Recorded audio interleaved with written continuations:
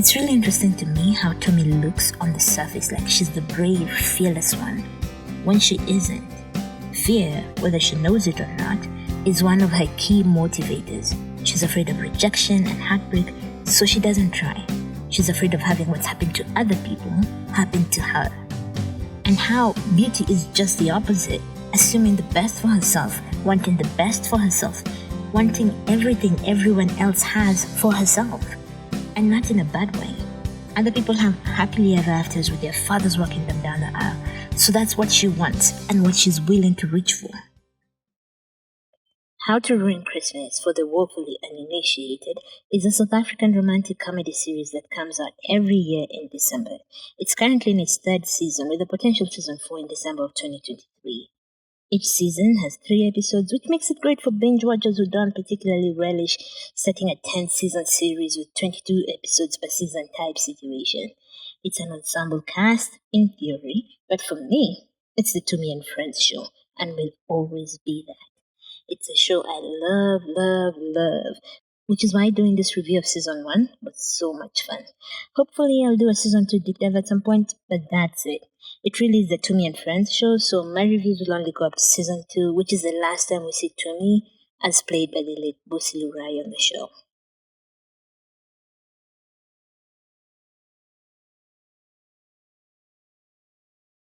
The season 1 review will be a 7-part series divided into these themes. 1. Casual sex and hookup culture. 2. Tommy and Beauty's clashing philosophies. 3. To ship or not to ship Tommy and Kaya. 4. On cross-class relationships, aka billionaire loving. 5. Love and romance. 6. Patriarchy and mothers of boys. 7. Politics. And potentially 8. Which will be a general mix of everything I love that will likely be in the form of YouTube shorts. The key themes that will get an in-depth exploration are 1 through 7. So look out for that, and I hope you enjoy it. I'm pretty excited about this one, so let's jump in. Tommy and Beauty are vastly different for people who are the offspring of the same mother. One of the things that really stood out for me is how different Tommy and Beauty are, particularly in terms of their life philosophy. Obviously, they're shaped by their life experience. Let's talk about their different philosophies. On happiness and being alone. Tommy and Beauty are at one of the many dress fittings for Beauty's wedding when Beauty asks, "What's going on with Tommy and Kaya?" Tommy says nothing, and then Beauty responds by saying, "I hope you know you're not getting any younger." Tommy says, "I would rather die happy," to which Beauty replies, "You can't be happy alone."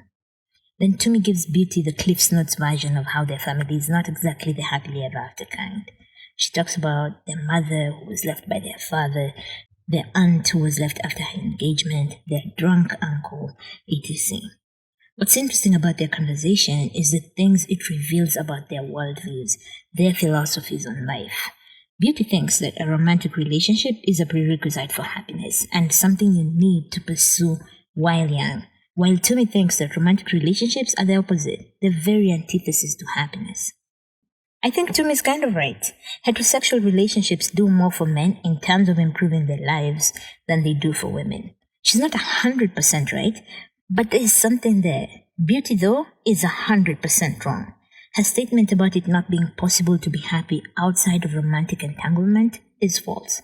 It's a theory that has been used as a scare tactic on women from the beginning of time, a theory that is slowly but surely losing its power. The solid truth that patriarchy wants to hide from us is that women can be happy without men. That marriage is an arrangement set up for the benefit of men more than women. Women can be happy outside the wife, mother, sex object constraints that society has imposed on us. I think nobody can be happy alone, but everybody can find happiness outside of a romantic entanglement. The problem is, society is so stratified and capitalism has us all so overworked and isolated that we don't have communities from which to get human companionship. That's the true problem, and no amount of romantic relationships can replace community. One person cannot fulfill all of your companionship or emotional needs. I think you're not ready to get married if you think people can't be happy alone. Like, you ain't even ready for a casual relationship if you think people can't be happy without a romantic partner.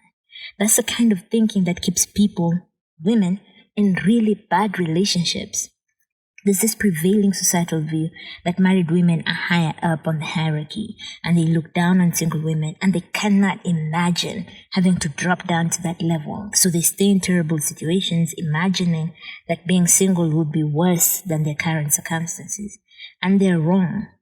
Do you remember how single women without children were consistently the happiest demographic at the height of the pandemic? Like deep in lockdown, and married women with children, the most unhappy. Just keep that in mind. Also, and I think this is really important, men have to begin asking themselves how truly messed up being with them has to be for women to constantly be fear-mongered into getting into unions with them. Oh, you'll be alone. Oh, you'll be unhappy. Oh, you'll die and nobody will find your body for weeks. Like, that's what needs to happen for women to opt into a relationship with you? Dude, if that's the case, something's seriously wrong with you and the entire institution of marriage as we know it. Bravery versus fear. It's really interesting to me how Tommy looks on the surface like she's the brave, fearless one, when she isn't. Fear, whether she knows it or not, is one of her key motivators. She's afraid of rejection and heartbreak, so she doesn't try.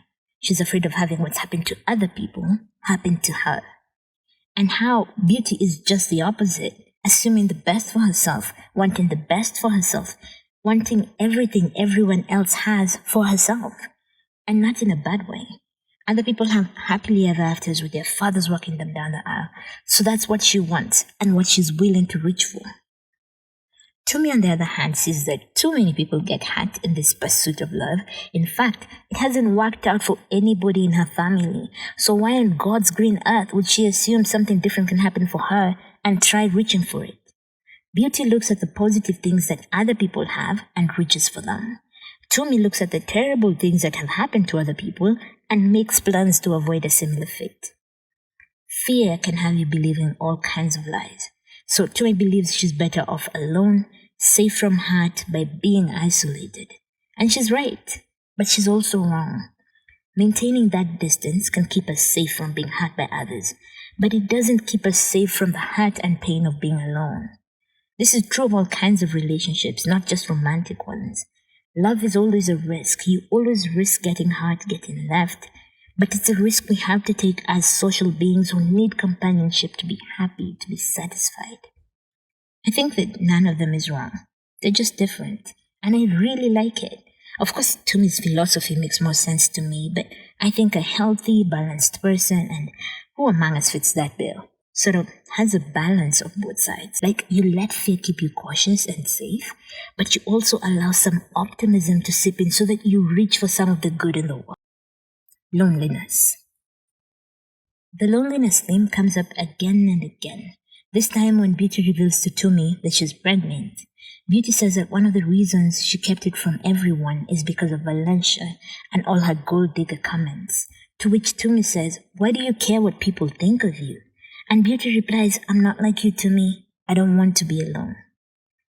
It's really interesting to me how we'll put up with almost anything to avoid being alone, being lonely. You get into a relationship because of it, stay in a bad one because of it, put up with being treated like trash because of it. You see, the thing that Tumi has going for her is she's almost embraced this loneliness. So she doesn't take crap from anyone. She's already alone and lonely, so what has she got to lose?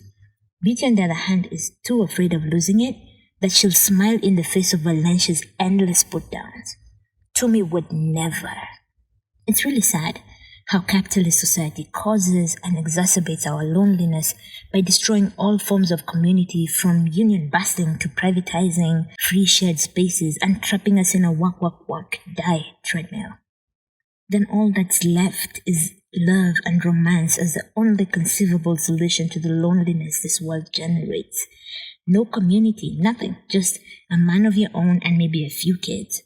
And even that doesn't work.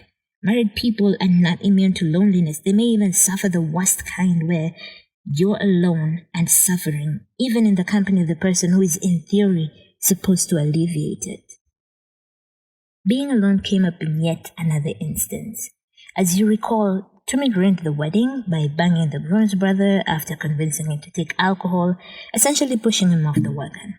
When Temba, the groom's brother, finds her drinking and suggests she stop drinking so that she's clear-headed for the wedding the next day, Tumi says, "See, I'm fine right here in Wineland. Here I don't feel so alone, and I'm not judged for every mistake that I make." And it's just so sad. Tumi is so sad, so alone. Underneath all that bluster is just a sad, lonely girl. And she's not lonely because she doesn't have a love interest. I read this great book by Mariam Kaba for children with incarcerated family members. It's called Missing Daddy. In it, the child asks something like, "Why is Daddy in prison?" The grandmother says, "Baby, the reasons are many." And Tumi is sad and lonely, and baby, the reasons are many. I am continually shocked by how so many of us are sad and lonely and so sad. I'll talk about Kenya because that's home. In 2022, Kenya was ranked 119 out of 146 on the World Happiness Report or Index. We only beat 27 countries. The way the survey works is people rank the current state of their lives on a scale of 1 to 10, with 1, I think, being the worst and 10 being the best state. What it means is Kenyans are significantly ranking their lives as close to the worst they've ever been. I look around and it breaks my heart. We're an entire nation of very, very sad people. I realized it was more than statistics when I came across an article written by someone I barely like, talking about how too many of us are sad. Like, we're so sad, even the people we don't like are sad enough for us to be further saddened by that. We're so sad that even the married people with jobs are sad. Like that grandmother said, "Baby, the reasons are many." This isn't a problem that can be solved by getting into a relationship. It's a big problem that demands entire systems change. So as things stand, given the magnitude of the problem and the effort required to implement the solutions required, it looks like we're in for many, many, many more days of sadness. All the best to all of us, and Godspeed. Satisfied or settling versus more. Satisfied or settling versus more. So, Beauty wants to find her dad. She wants that Luther Vandross dance with your father moment. She asks Tumi, what kind of a bride doesn't have a father to walk her down the aisle? It was never answered on the show, so I'd like to try and tackle it. A normal bride. That's what kind of bride doesn't have a father to walk her down the aisle. Anyway, Tumi gets really pissed about Beauty wanting the man who abandoned them as children to walk her down the aisle. She says, "I don't care about people who abandon me." Then Tumi lists all the things Beauty has going for her. 1, she's their mother's favorite daughter. 2, she's marrying the African Prince Harry. And 3, Tumi will publicly say something nice about her at her wedding. Tumi finishes by asking, do you really need more than that? Do you really need more than that? Do you really need more than that? People who are not satisfied when they have a good thing really surprise me. Like, I don't get it. I never have. Maybe one day when I'm all rich and famous and not satisfied with anything, I will. But if the economy is anything to go by, that rich and famous thing is one for the never column. I don't get it. Why are you just not satisfied? I wonder what it is with me. And to me, is it fear? Is it jealousy? Is it pragmatism? Is it debilitating poverty? Fear can keep you from asking for more, wanting more, reaching for more. Pragmatism can help you be content with whatever good things you've been fortunate enough to get. Debilitating poverty, which I think is my team, can make you so conscious of whatever little you have, so that other people who already have more, reaching for more, looks like greed. I still don't get it. This girl has everything of value in a capitalist society. She's light-skinned and beautiful and getting married to a hot, rich, famous guy who actually loves her. It's like, bitch, what else do you want? Do you not see that you have an embarrassment of riches already? Do you really need more? Do you? I wonder how you become the sort of person who just goes for more. The kind of person that's just not satisfied when you have it good, when you have it really good. The kind of person who's like, there's always room for great. Tumi says to Kaya, Beauty is living in a fairy tale, or she doesn't think. And I think she's right. That's just pure facts. I think it's a capitalism thing. Always just more. You want everything other people have. If their fathers get to walk them down the aisle, you want that too, even if your father is trash. Okay, maybe that's not capitalism. Maybe I'm just a scared person who's afraid of going after what she wants, who, in the words of one of the greatest rappers of our time, they just jealous because they're on the sidelines watching while you win the gameplay. Can you guess what rap that is? Like, did I butcher it so much you can't figure out what rap that was? I'll play it after this, but see if you can figure out what it was, right? This is, okay. Don't listen to what your friends saying. They just jealous cause they on the sidelines watching while you in the game playing. They just jealous cause they on the sidelines watching while you in the game playing. Anyway, who knows where Tumi and I fall? We both think Beauty has enough, and are just wondering, do you really need more than that? Tough versus soft. As you recall, the wedding is called off. Tumi and Beauty fight, and Tumi goes off to a bar where she gets into a fight and is arrested. Her mother goes to pick her up, bribes the cop, and Tumi is released. They sit outside the police cells and talk. Tumi says Beauty got the full mothering experience and she didn't. Then her mother says that's why Beauty's locked herself in the bathroom, and then they laugh. And I think the joke is about how Tumi's tough upbringing made her tough, while Beauty's soft life made her soft, weak. Tumi's sitting outside police cells, not hiding away and crying in some bathroom like a sissy. Beauty's really fucked too. Her naivete is epic.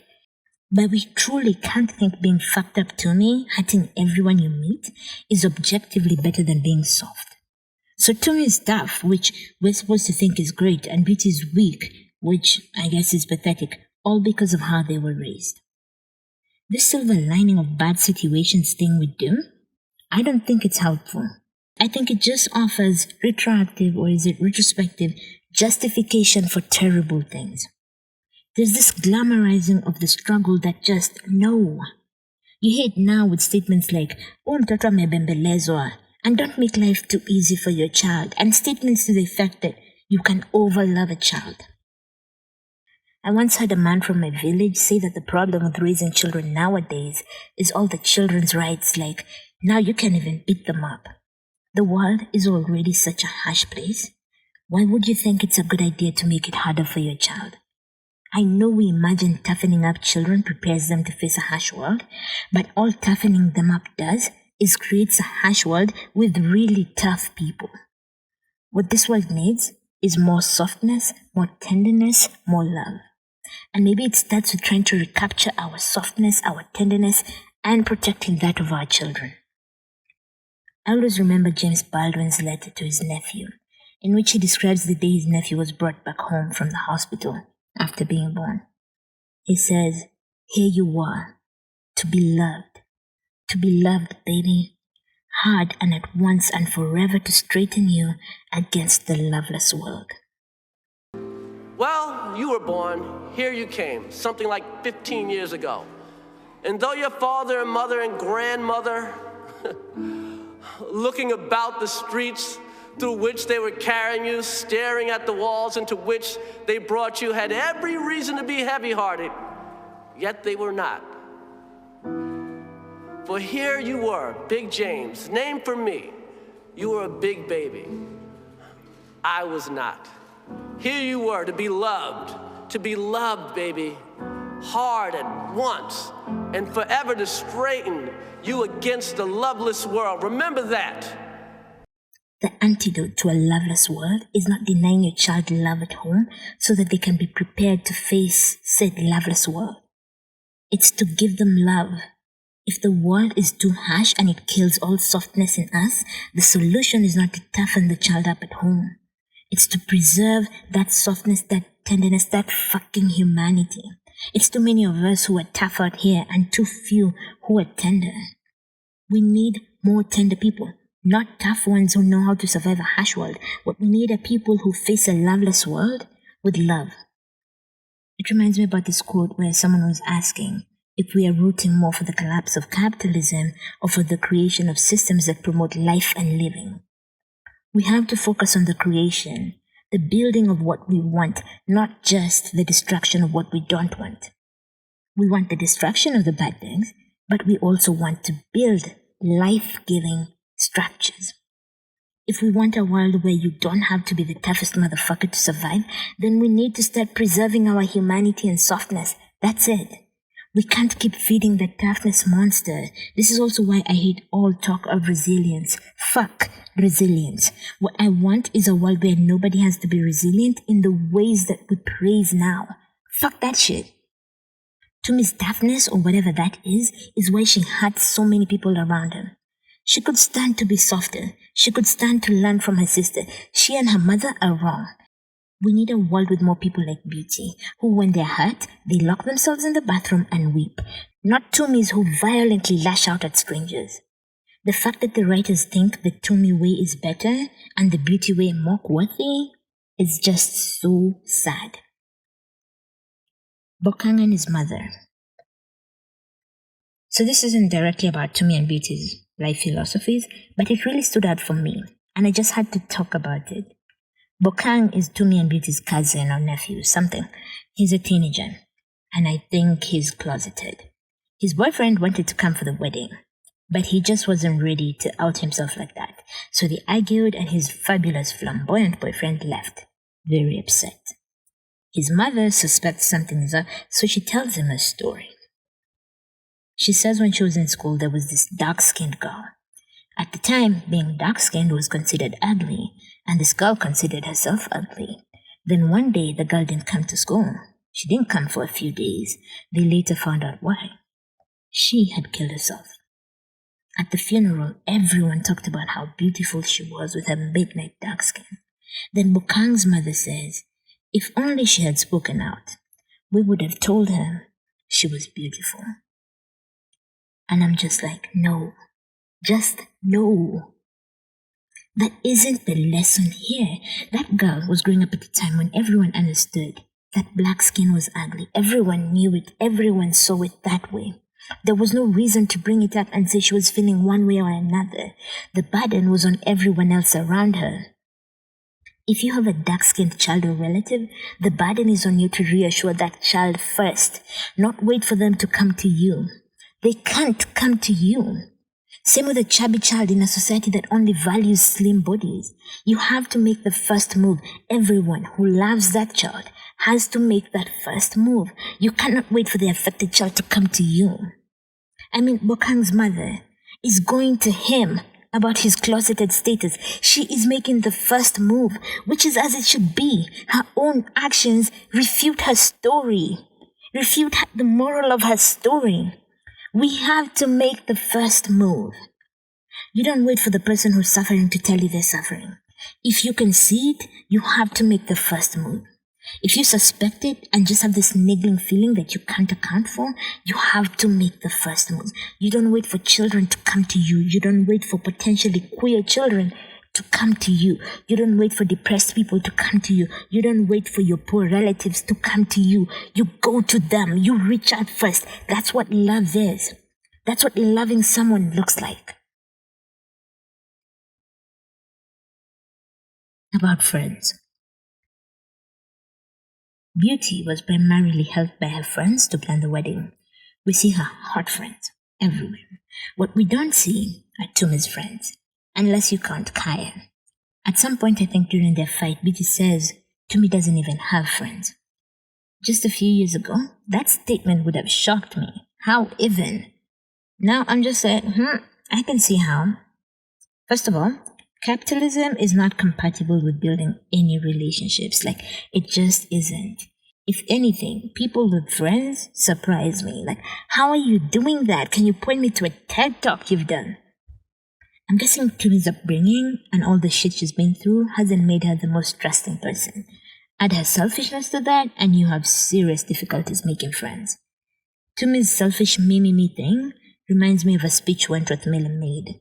in which he said as a child he never believed the whole we thing. He always felt alone. All he had was him, so he always looked out for him, because no one else would. This really sounds like Toomey to me. Here's a quote from Montet Miller's speech. He says, I grew up in what I would call survival mode. When you're in survival mode, your focus is on getting through the day in one piece. And when you're in that mode at 5, at 10, at 15, there isn't a lot of space for words like community, for words like us and we. There's only space for I and me. In fact, words like us and we not only sounded foreign to me at 5 and 10 and 15, they sounded like a lie. Because if us and we really existed, if there really was someone out there watching and listening and caring, then I would have been rescued by now. Like many of you here tonight, I grew up in what I would call survival mode. When you're in survival mode, your focus is on getting through the day in one piece. And when you're in that mode at 5, at 10, at 15, there isn't a lot of space for words like community, for words like us and we. There's only space for I and me. In fact, words like us and we not only sounded foreign to me at 5 and 10 and 15, they sounded like a lie. Because if us and we really existed, if there was really someone out there watching and listening and caring, then I would have been rescued by now. That feeling of being singular and different and alone carried over into my 20s and into my 30s.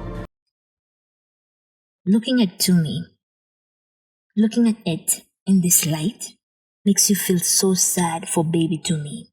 In survival mode, feeling alone, finding out your mother abandoned you, the one person who shouldn't, the one person who should love you. That shit will fuck you up. For the rest of us who don't have Toomey's childhood baggage but still don't have friends, this is another case of baby. The reasons are many.